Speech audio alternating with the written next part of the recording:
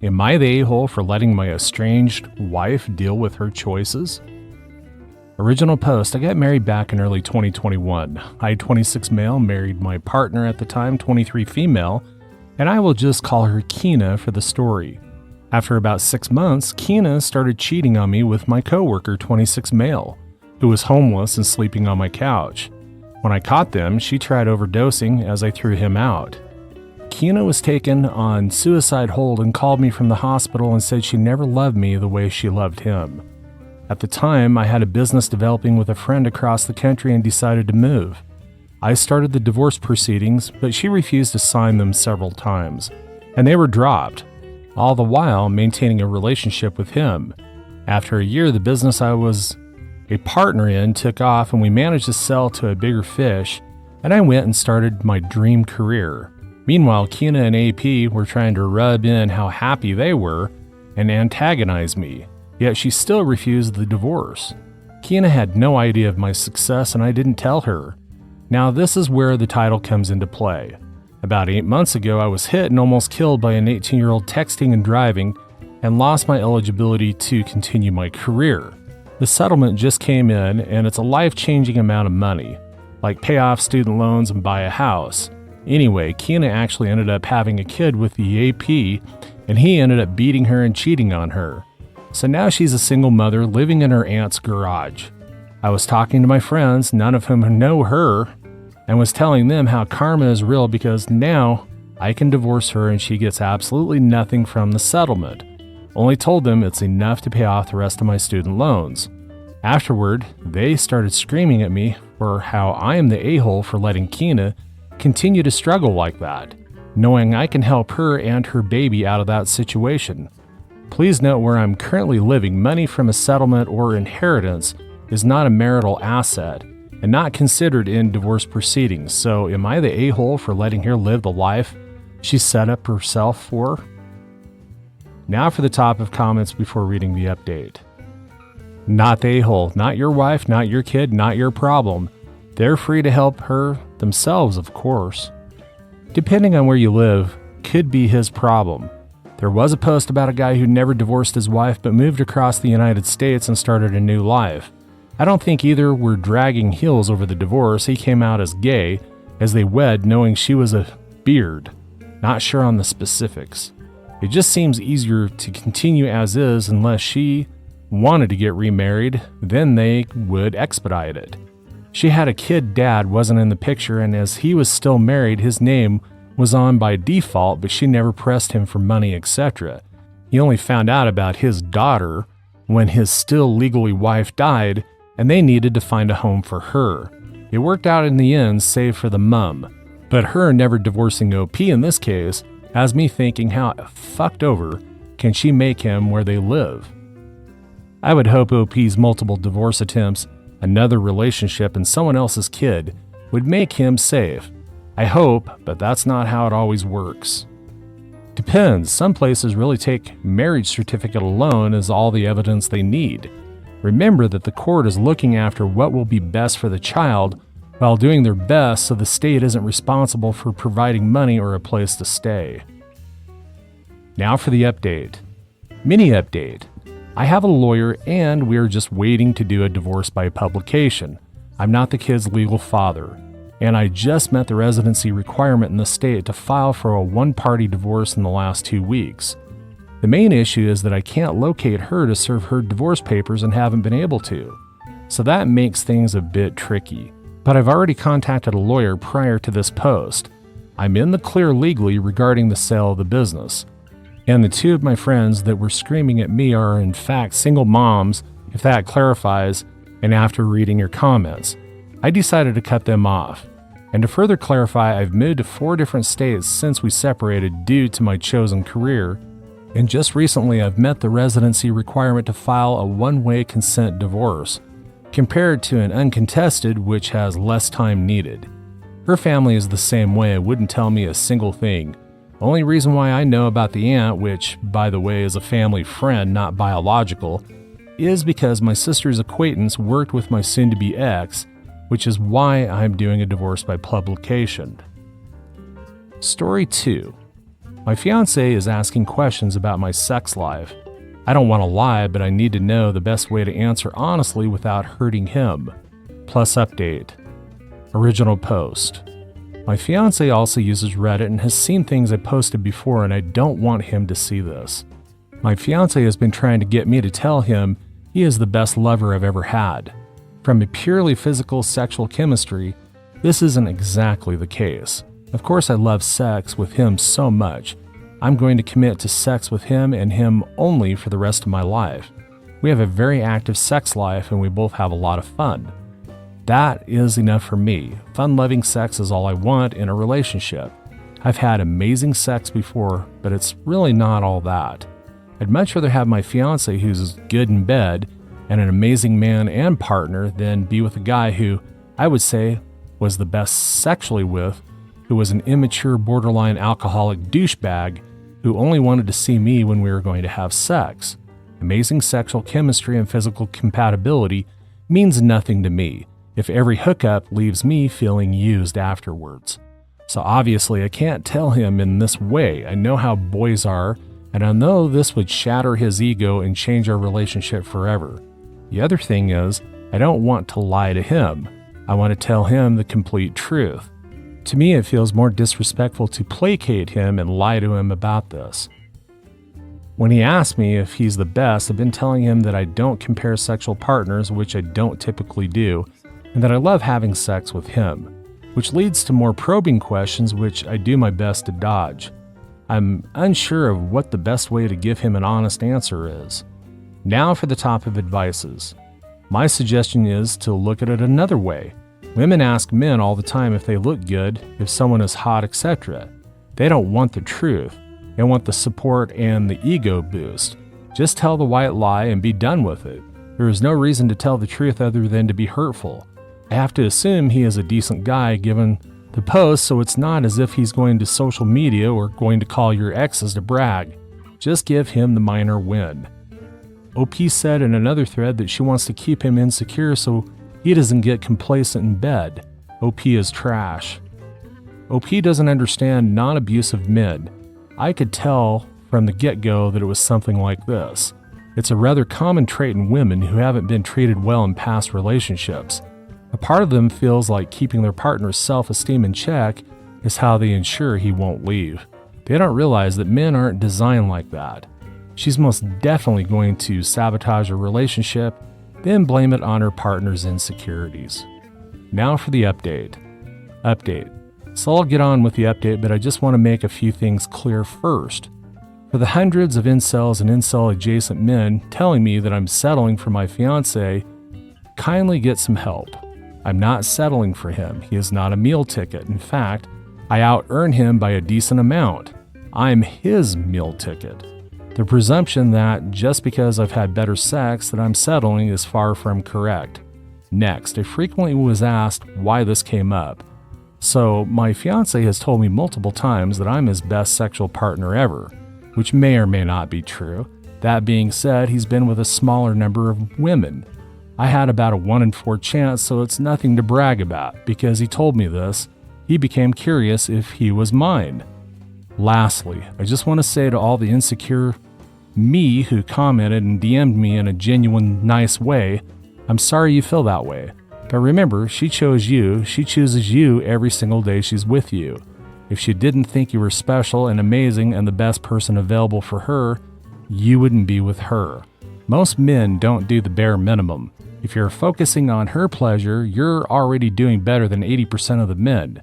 Chances are if you're not the best, you have a good sex life, you're pretty damn close. If you're not her Michael Jordan, you're probably her Larry Bird. So on to the update. So yesterday night, the question came back up again. I told him I wanted to have an open discussion about the question, and I had evaded answering because I genuinely needed time to think about it. First, I told him that I didn't want to sleep with any man anymore except him for the rest of my life. I told him that if I couldn't have sex with him and only him, I would never have sex with anybody again, which is all true. Next, I told him that I would never choose a relationship based solely on how good the sex was, and that being an amazing lover is worthless if I don't feel emotionally cared for. That being emotionally cared for transforms sex into something completely different, and that is what I want above all else in bed. Someone who I feel emotionally cared for me and makes me feel safe, sexy, and above all else, loved. Here's where I'll lose people. I gave him the honest answer. I told him that I've had experiences that were exceptionally good due to factors outside of skill in bed. However, when I look back on those experiences, they aren't something I want anymore. I want him. I felt like this was a very careful way to give him a genuine answer that still made it clear I put him over all other men without dodging or lying. The last thing I mentioned was that we have our entire lives together to create new sexual experiences and for us to learn each other's bodies and make each other feel things that we've never felt before. But the only way to do that is if we don't focus on what happened in the past and what we can do in the future. I said that I have no doubt that he'll be the best I've ever had if we both put in a little more work into perfecting our sex life and commuting our needs or desires to each other, which is something we don't do as much as we should. I told him I'm willing to validate him as much as he needs to do and ensure that he doesn't feel insecurity about this. He took it all very well. He told me he did feel insecure since I'm his best, I'm so much more experienced, and was worried if he's not. But what I said has made him feel better, and he agreed that we should do more communication. So our homework is to now look to the future. Think about what we can do to take our sex life to the next level without worrying about the past. We also decided to book a cruise for the holidays, so we could do 3 things we've never done before. Go on a cruise, visit another country, fuck the absolute hell out of each other on a cruise. So I'm feeling optimistic. Thanks for all the suggestions. I would have royally screwed up that without them. Edit. I can't believe I need to say this, but the guy in the question is not my best due to his penis size. Drop it. Men are needlessly obsessed with the size of other men's dicks. It's weird. If you need to know, there was not a drastic size difference. Story 3. Am I the a-hole boarding the plane and leaving without my wife?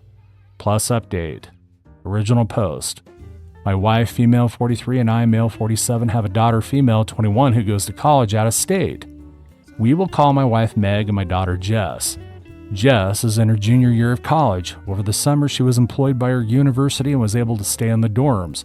After summer, she was moving out of the dorms and into her own apartment off campus. Meg and I live in the PNW.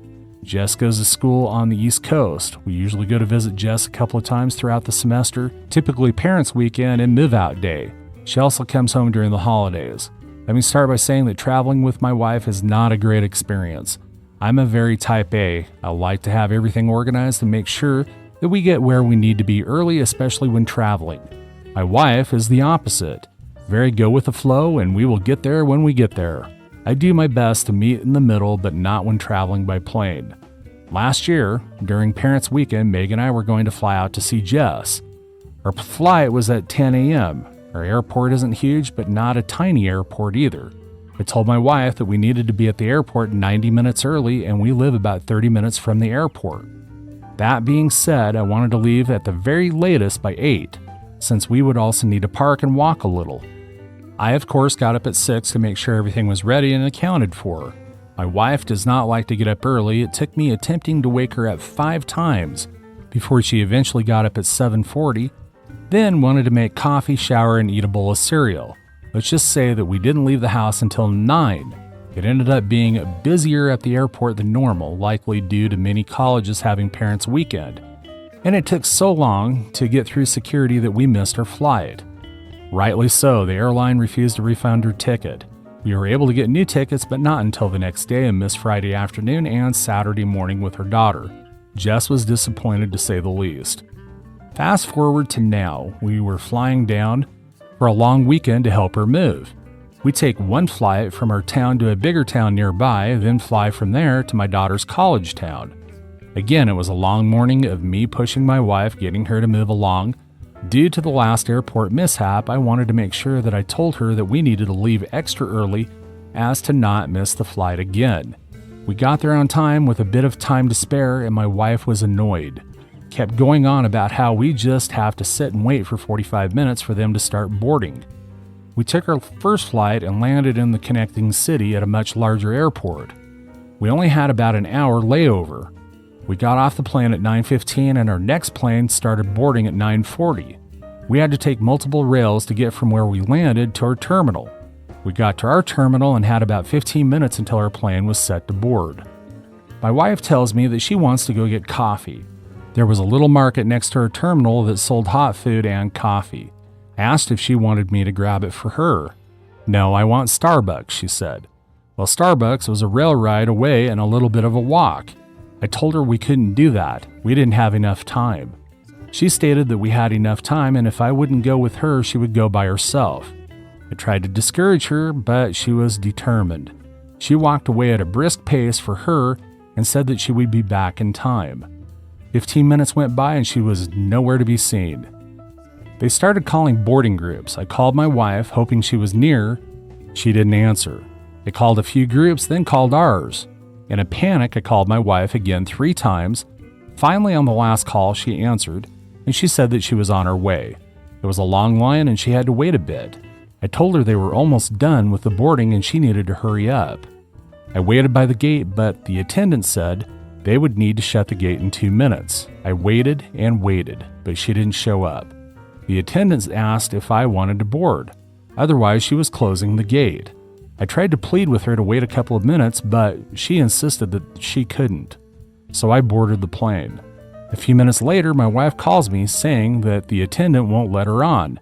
They had already removed the boarding ramp at that point. She told me I needed to tell them to let me off the plane to be with her, and I said no. It is not fair to do this again to Jess. I said I told you we didn't have time, but you decided to go anyway. I told her to go purchase a new ticket for the next flight, and I would see her when she arrives. She got to Jess's school and seemed unbothered by the whole situation. Didn't even really talk about it. I thought maybe she realized it was her fault and just wanted to drop it. Boy, was I wrong. We are now home and she hasn't talked to me since the trip over a week ago and is insisting that I'm the asshole. So am I the asshole? Now for the updates. Update 1. Wow. I know a lot of people say this, but I really didn't think this would get as big as it did. Thanks everyone for the responses. I've been trying to read them in batches when I have time because I have been getting some good suggestions. I wanted to answer a couple of questions I saw as well as a bit of extra info. For those who are outside the USA, PNW is Pacific Northwest. As far as how she acts in other situations, she generally doesn't have any issues. She has never wanted to be late for work or anything like that, or just seems like travel is her poor area. I never noticed things like this until we started traveling often to see our daughter. This is why I never considered ADD or ADHD. She really shows no other signs of this. I saw a post implying that my wife might have an addiction of some sort. I'm not sure how that would line up, but I don't see that as being a possibility. I didn't think the following information was important, but my daughter made a comment and so did a friend that I discussed this with.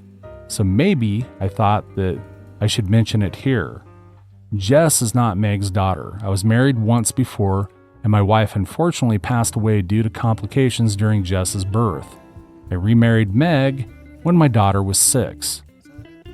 My daughter made a comment that Meg doesn't like to come to see her or help her, and that is why she is always running late. But I have offered to go alone, and Meg has always been very against the idea, so I wouldn't think that is the case.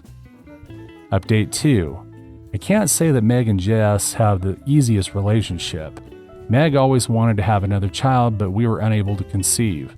She did make comments that she wanted children of her own, and that caused a little bit of a rift in our relationship at the time because I wanted her to see Jess as her daughter.